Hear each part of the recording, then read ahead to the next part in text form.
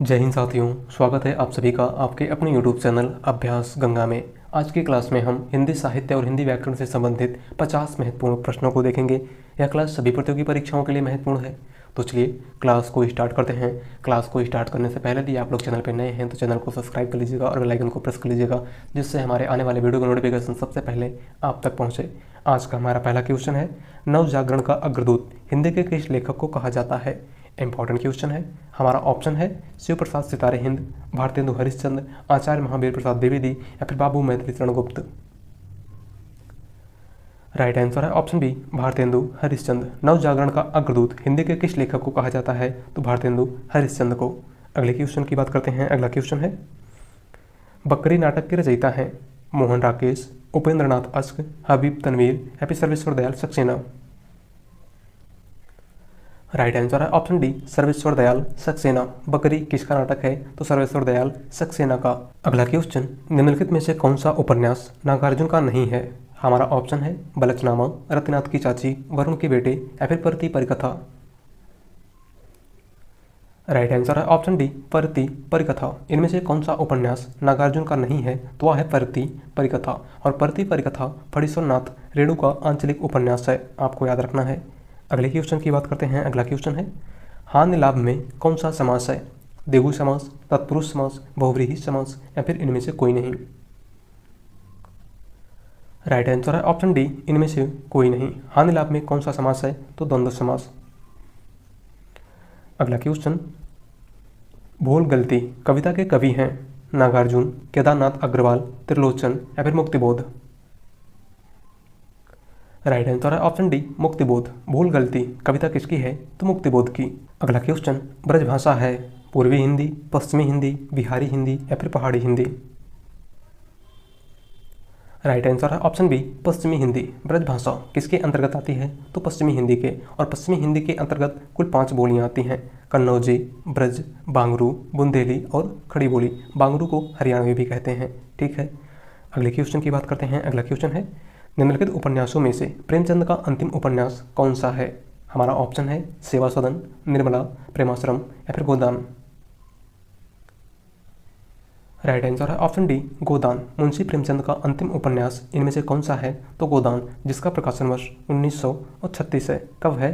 1936। और मुंशी प्रेमचंद का पहला उपन्यास सेवा सदन है, जिसका प्रकाशन वर्ष 1918 है। अगला क्वेश्चन, चौपाई छंद में मात्राओं की संख्या होती है 13, 11, 16 या फिर 24। राइट आंसर है ऑप्शन सी, 16। चौपाई छंद में मात्राओं की संख्या कुल कितनी होती है? तो 16। और चौपाई सममात्रिक छंद है, आपको याद रखना है।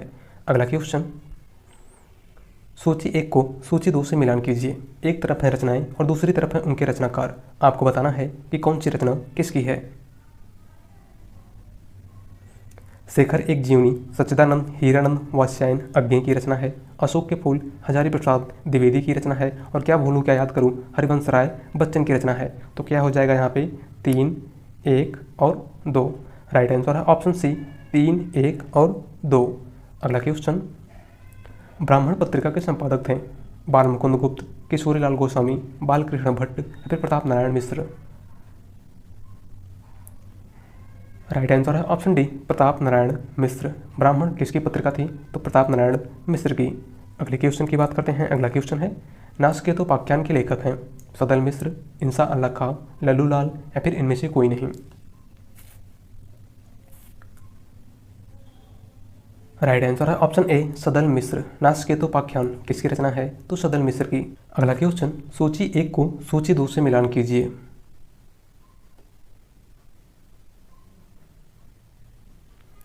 जलज का अर्थ कमल होता है, जलद का अर्थ बादल होता है और जलधि का अर्थ समुद्र होता है। तो क्या हो जाएगा यहाँ पे? 2, 1 और 3। राइट आंसर है ऑप्शन बी, 2, 1 और 3। अगले क्वेश्चन की बात करते हैं। अगला क्वेश्चन है, फोर्ट विलियम कॉलेज की स्थापना किस वर्ष में हुई थी? हमारा ऑप्शन है 1800 ईस्वी में, 1801 ईस्वी में, 1798 ईस्वी में या फिर 1802 ईस्वी में। राइट आंसर है ऑप्शन ए, 1800 ईस्वी में। फोर्ट विलियम कॉलेज की स्थापना कब हुई थी? तो 1800 ईस्वी में। और फोर्ट विलियम कॉलेज की स्थापना किसने की थी? तो लॉर्ड वेलेस्ली ने।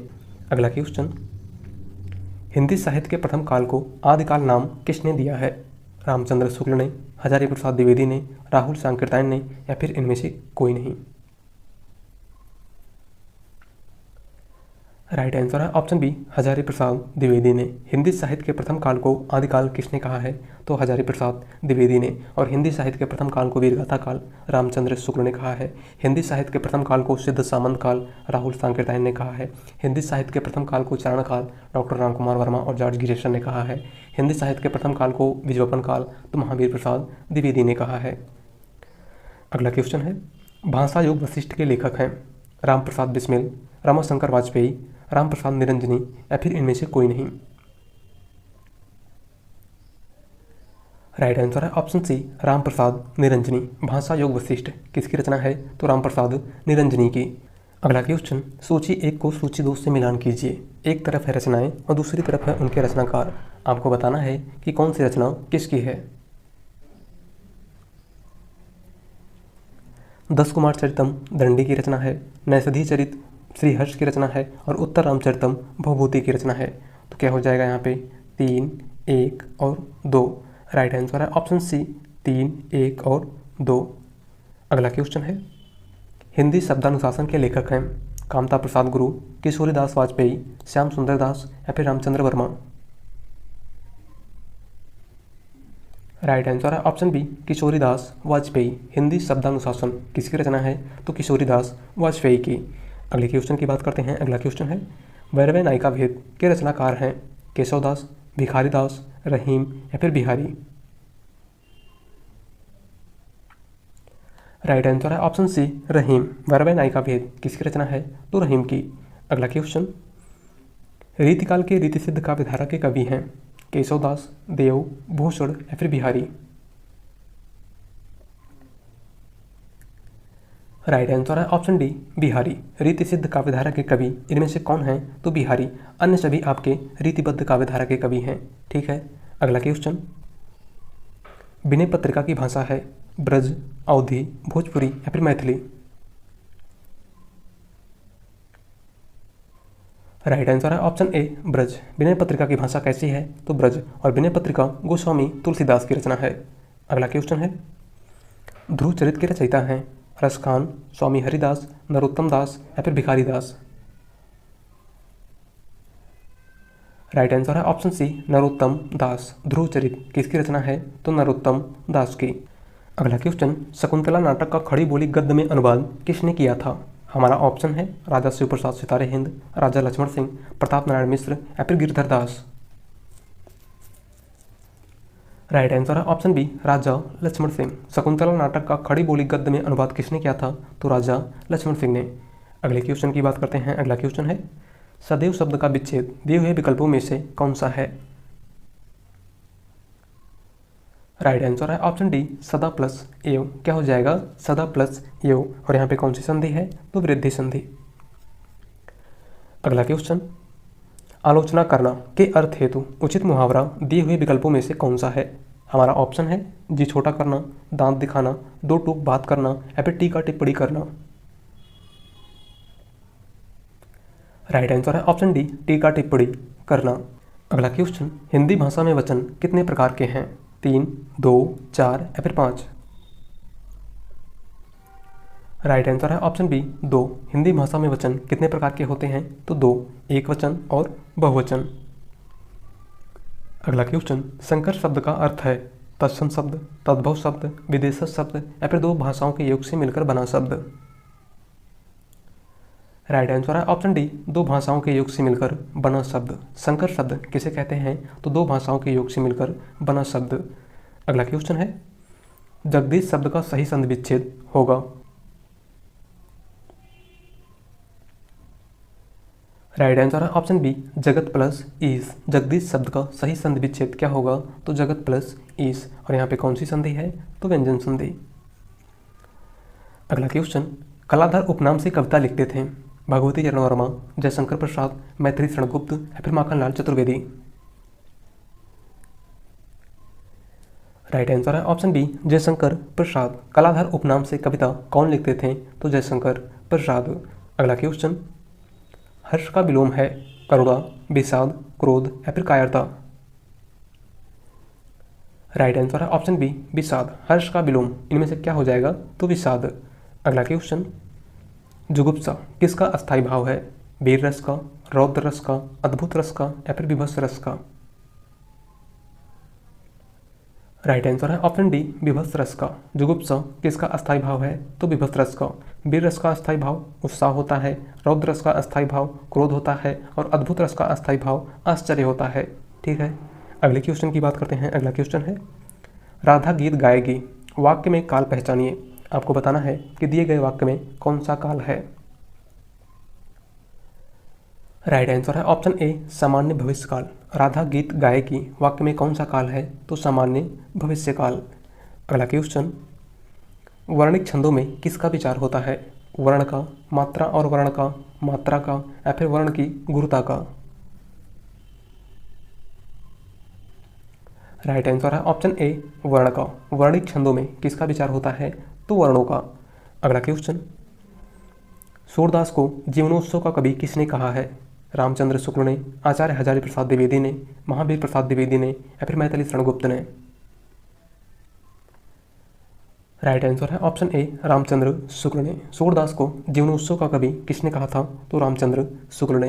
अगला क्वेश्चन, जिस काव्य पंक्ति में प्रयुक्त किसी एक ही शब्द के एक से अधिक अर्थ हों उस पंक्ति में अलंकार होता है? रूपक अलंकार, अनुप्रास अलंकार, यमक अलंकार या फिर श्लेष अलंकार? राइट आंसर है ऑप्शन डी श्लेष अलंकार।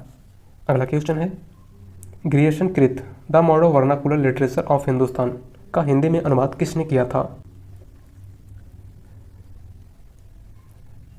राइट आंसर है option A doctor Kishorilal Gupt. Grierson की रचना the modern vernacular literature of Hindustan का हिंदी में अनुवाद किसने किया था? तो डॉक्टर किशोरीलाल गुप्त ने। अगला क्वेश्चन है, नीला चांद उपन्यास के लेखक हैं? रांगे राघव, सुरेंद्र वर्मा, शैलेश मटियानी या फिर शिव प्रसाद सिंह? राइट आंसर है ऑप्शन डी शिव प्रसाद सिंह। नीला चांद किसका उपन्यास है? तो शिव प्रसाद सिंह का। अगला क्वेश्चन, अनाम दास का पोथा शीर्षक उपन्यास के लेखक हैं? हमारा ऑप्शन है वृंदावन लाल वर्मा, भगवती चरण वर्मा, अमृतलाल नागर या फिर हजारी प्रसाद द्विवेदी? राइट आंसर है ऑप्शन डी हजारी प्रसाद द्विवेदी। अनाम दास का पोथा किसका उपन्यास है? तो हजारी प्रसाद द्विवेदी का। अगला क्वेश्चन, हार की जीत कहानी के लेखक कौन है? विश्वंभर नाथ शर्मा, कौशिक, मुंशी प्रेमचंद, सुदर्शन या फिर doctor Ramvilas Sharma? Right answer है ऑप्शन सी सुदर्शन। हार की जीत किसकी कहानी है? तो सुदर्शन की। अगला क्वेश्चन, तुम बैठो मैं अभी आया दिए गए वाक्य में कौन सा काल है? भूतकाल, वर्तमान काल, भविष्य काल या फिर संभाव्य भूतकाल? राइट आंसर है ऑप्शन बी वर्तमान काल। दिए गए वाक्य में कौन सा काल है? तो वर्तमान काल। अगला क्वेश्चन, मिर्जा गालिब किस शासक के दरबारी कवि थे? हमारा ऑप्शन है बहादुर शाह जफर, अकबर, शाहजहां या फिर हुमायूं? राइट आंसर है ऑप्शन ए बहादुर शाह जफर। मिर्जा गालिब किस शासक के दरबारी कवि थे? तो बहादुर शाह जफर के। अगले क्वेश्चन की बात करते हैं। अगला क्वेश्चन है, निम्न विकल्पों में से एक सही विकल्प छांटिए। आपको बताना है कि इन चारों में से कौन सा विकल्प शुद्ध है। राइट आंसर है ऑप्शन ए जीवन क्षणभंगुर है, व्यर्थ नष्ट ना करें। अगला क्वेश्चन, ब्राह्मी से किस लिपि की उत्पत्ति हुई है? देवनागरी की, गुरुमुखी की, खरोष्टी की या फिर कैथी की? राइट आंसर है ऑप्शन ए देवनागरी की। ब्राह्मी से किस लिपि की उत्पत्ति मानी जाती है? तो देवनागरी लिपि की। अगला क्वेश्चन है, बाजी पायलिया के घुंघरू के लेखक हैं? हमारा ऑप्शन है कन्हैयालाल मिश्र प्रभाकर, कन्हैयालाल ओझा, कन्हैयालाल मणिकलाल मुंशी या फिर सोहनलाल द्विवेदी? राइट आंसर है ऑप्शन ए कन्हैयालाल मिश्र प्रभाकर। बाजे पायलिया के घुंघरू किसकी रचना है? तो कन्हैयालाल मिश्र प्रभाकर की। अगला क्वेश्चन, पंचवटी प्रसंग काव्य के रचयिता हैं? हमारा ऑप्शन है मैथिली शरण गुप्त, सूर्यकांत त्रिपाठी निराला, जयशंकर प्रसाद या फिर केशवदास? राइट आंसर है ऑप्शन बी सूर्यकांत त्रिपाठी निराला। पंचवटी प्रसंग किसकी रचना है? तो सूर्यकांत त्रिपाठी निराला की। लेकिन अगर आपसे पूछा जाए कि केवल पंचवटी किसकी रचना है तो आपको याद रखना है मैथिली शरण गुप्त को। अगले क्वेश्चन की बात करते हैं। अगला क्वेश्चन है, कई दर्शक गण किस विशेषण का उदाहरण है? हमारा ऑप्शन है निश्चित परिमाणवाचक विशेषण, निश्चित संख्यावाचक विशेषण, अनिश्चित परिमाणवाचक विशेषण या फिर अनिश्चित संख्यावाचक विशेषण। राइट आंसर है ऑप्शन डी, अनिश्चित संख्यावाचक विशेषण। कई दर्शक गण किस विशेषण का उदाहरण है? तो अनिश्चित संख्यावाचक विशेषण का। अगला क्वेश्चन, ढोल के अंदर पोल कहावत का अर्थ निम्नलिखित विकल्पों में से कौन सा है? हमारा ऑप्शन है कहीं ठौर ठिकाना नहीं, मूर्ख व्यक्ति सेक ही बघाड़ता है, अवकाश से बढ़कर सपने देखना या फिर दिखावा कुछ और गुड़ कुछ नहीं। राइट आंसर है ऑप्शन डी, दिखावा कुछ और गुड़ कुछ नहीं। अगला क्वेश्चन है, नागरी प्रचारणी सभा की स्थापना हुई थी 1910 ईस्वी में, 1893 ईस्वी में, 1800 ईस्वी में या फिर इनमें से कोई नहीं। राइट आंसर है ऑप्शन बी, 1893 ईस्वी में। नागरी प्रचारणी सभा की स्थापना कब हुई थी? तो 1893 ईस्वी में। अगला क्वेश्चन, रघुपति राघव राजा राम में कौन सा अलंकार है? श्लेष, अनुप्रास, रूपक या फिर उपमा। राइट आंसर है ऑप्शन बी, अनुप्रास अलंकार। रघुपति राघव राजा राम में कौन सा अलंकार है? तो अनुप्रास अलंकार।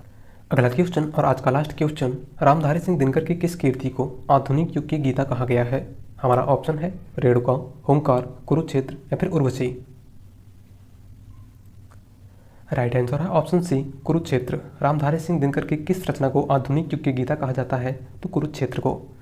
तो आज की क्लास में बस इतना ही, और अगर आप लोग चैनल पर नए हैं तो चैनल को सब्सक्राइब कर लीजिएगा और वीडियो पसंद आई तो वीडियो को लाइक कर दीजिएगा। मिलते हैं एक नए टॉपिक के साथ। धन्यवाद।